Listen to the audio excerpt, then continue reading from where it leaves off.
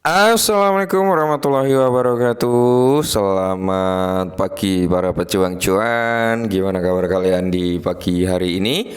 Semoga kalian dalam keadaan sehat semua ya, dan saya doakan sukses semua buat kalian. Amin. Mantap jiwa ya. Dan buat teman-teman ya, ingat secangkir kopi harus selalu ada buat menemani kesempatan di pagi hari ini teman-teman ya. Yang dimana kalau kita lihat bersama-sama ya untuk kinerja daripada altcoin kali ini teman-teman.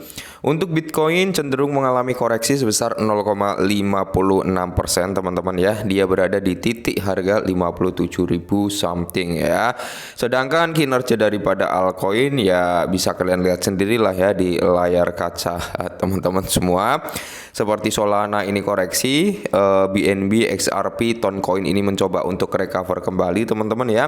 Dogecoin, terus Cardano, Tron ini masih dalam kondisi bullish. Cuman kalau kita lihat pada parameter harga seperti Avalanche, Shiba Inu, Polkadot, Chainlink ya, ini mengalami koreksi.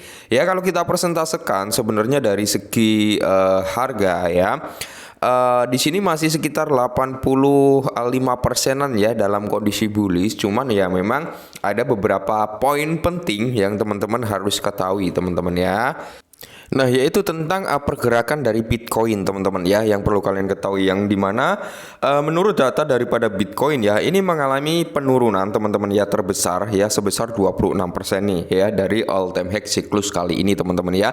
Jadi Bitcoin ini mengalami koreksi sebesar 26%. Cuman ini belum seberapa ya dibandingkan tahun-tahun sebelumnya, dimana saat 2011 si Bitcoin ini teman-teman ya, ini mengalami koreksi sebesar 49% teman-teman pada tahun 2011 ya. Sedangkan 2011 sampai di tahun 2013 itu koreksi sebesar 71% dari all time high-nya, siklus all time high-nya ya. Terus pada tahun 2015 teman-teman ya, sampai 2017 itu sekitar 36%. Jadi kalau kita lihat dari 2018 hingga 2021 itu sekitar 63% dari all time high-nya. Untuk saat ini kan berada di area minus 26%. Jadi belum seberapa dibandingkan siklus sebelumnya gitu teman-teman ya. Dan kali ini ada sedikit informasi buat para komunitas Shiba Inu ya, khususnya buat Shiba Army, dimana kalau kita mengacu pada informasi ini, tim Shiba Inu ya berikan 4 alasan nih mengapa ETF Shiba segera hadir gitu ya. Jadi ada 4 alasan mengapa tim di balik Shiba Inu yakin nih ETF daripada Shiba Inu akan segera hadir. Padahal kalau kita mengacu dengan parameter altcoin lainnya masih banyak ya, seperti Solana ya, XRP, Cardano gitu teman-teman ya, yang notabene market cap-nya jauh lebih tinggi. Tapi di sini dari pengembang Shiba Inu sangat positif ya. Pemimpin pemasaran Shiba Inu Lucy baru-baru ini menggunakan X menarik perhatian pada manfaat penting dari ETF Shiba yang potensial memicu optimis atas peluncuran yang akan segera terjadi. Oke. Dan kalau kita lihat teman-teman ya, pernyataan terbaru dari pimpinan pemasaran Shiba Inu Lucy tentang potensi ETF Shiba telah mengamankan kehebohan di seluruh industri kripto dalam sebuah postingan yang dibagikan di X oleh pimpinan pemasaran hari ini, yaitu 11 Juli. Aspek-aspek penting mengapa ETF dapat memberikan manfaat yang sangat besar disorot, yang memberi harapan untuk peluncuran yang akan segera terjadi. Setelah peluncuran ETF Ethereum yang sudah di depan mata dan juga potensi ETF Solana yang sedang dalam proses, pernyataan seputar ETF Shiba segera mendapatkan perhatian signifikan di seluruh pasar kripto yang lebih luas. Dan di sini ya, dalam pernyataan pimpinan pemasaran Shiba Inu, dan mengapa hal itu memicu diskusi optimis seluruh komunitas kripto global, Lucy menunjukkan manfaat ETF Shiba, harapan cerah untuk peluncuran segera. Khususnya Lucy membahas ya di X ya, menyoroti 4 manfaat penting dari potensi peluncuran ETF Shiba. Ini termasuk aksesibilitas produk yang diperdagangkan di bursa Shiba Inu, membuka jalan bagi investor tradisional untuk mendapatkan exposure terhadap aset berbasis meme tanpa harus bersusah payah ya, menavigasikan bursa. Regulasi dan keamanan ya, ini poin keduanya. Lucy memusatkan perhatian pada bagaimana ETF berfungsi sebagai produk keuangan yang diatur. Hal ini menawarkan lapisan keamanan dan kepatuhan tambahan kepada investor yang menarik minat investor institusional. Nah, berikutnya poin ketiga yaitu diverifikasi ya.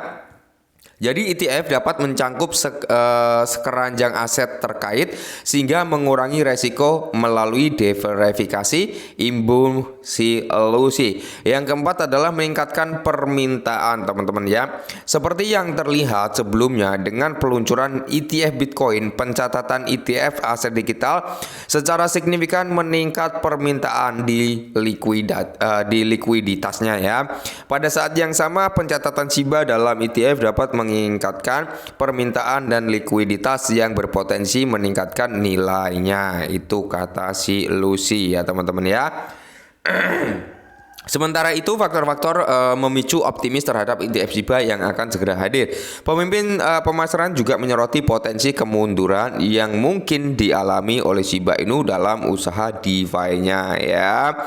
Lucy juga menyoroti kelemahannya, di mana Lucy menyatakan sejumlah kendala dapat muncul seiring dengan peluncuran ETF yang potensial. Ini termasuk sentralisasi vs desentralisasi, di mana produk yang diperdagangkan di bursa memusatkan kendali atas aset. Dan sangat kontras dengan etos desentralisasi atau DeFi, hilangnya kepemilikan langsung. Jadi investasi ETF menghilangkan keterlibatan dalam aktivitas DeFi seperti staking ya, dan tata kelola, memfasilitasi peluang investasi dengan hilangnya keterlibatan dan proyeknya ya. Terus di sini keterlibatan yang berkurang. Jadi faktor yang disebutkan di atas berkorelasi langsung dengan berkurangnya partisipasi aktif dalam ekosistem sehingga melemahkannya. Biaya dan regulasi. Nah, jadi si Lucy menambahkan bahwa ETF melibatkan biaya manajemen dan pengawasan regulasi yang menghalangi peserta DeFi yang sadar biaya namun memberikan keamanan dan legitimasi bagi investor yang berhati-hati. Seperti yang terlihat baru-baru ini dengan pengajuan ulang formulir amandemen Ethereum H1 ya, faktor-faktor ini dapat berdampak negatif pada dinamika pasar Shiba Inu ya. Jadi ya gini teman-teman ya, sebenarnya ETF itu juga ada plus minusnya ya. Seperti itu. Cuman kita kembali fokus ke Shiba. Oke, Shiba ini kan terlahir sebagai meme coin ya teman-teman, meme coin yang dimana sektor meme itu high risk high return ya. Seperti itu teman-teman. Resiko tinggi, pengembalian juga tinggi gitu teman-teman ya. Jadi kalau kita berbicara untuk Shiba Inu saat ini ya, dia udah melampaui dari ekspektasi kita yang tadinya hanya sekedar meme, saat ini udah lebih dari meme sebenarnya ya. Kendati seperti itu teman-teman, masalah terbesar daripada Shiba Inu bukan bukan dari segi meme-nya, akan tetapi dari segi supply-nya. Itu adalah kendala terbesar untuk mengalami grow up daripada Shiba Inu. Ya kita ketahui sendiri Shiba Inu itu masih memiliki supply yang notabene sekitar 54%-an ya dari maksimal supply-nya, yang udah di burn sekitar 46 atau 48 lah antara itu teman-teman ya. Jadi masalah terbesar daripada Shiba adalah di supply. Ya semoga saja sih teman-teman ya mekanisme burn dari Shibarium segera terjadi lah ya. Kita belum melihat nih perubahan parameter untuk pembakaran manual ke otomatis, dan segi pembakaran manual sampai saat ini belum terlaksana kembali. Semoga teman-teman ya dalam waktu dekat kita bisa melihat adopsi massal ya. Kita bisa melihat pembakaran yang terjadi melalui Shibarium kembali gitu teman-teman ya. Cuman kalian harus tetap disclaimer, ingat kripto itu rawan teman-teman ya. Rawan membuat orang menjadi gembel baru, rawan membuat orang menjadi orang kaya baru. Jadi kalian harus tetap disclaimer, hati-hati dalam menentukan pilihan kalian, lakukan riset secara mandiri gitu teman-teman ya. Oke, mungkin ini dulu, semoga bermanfaat dan salam cuan.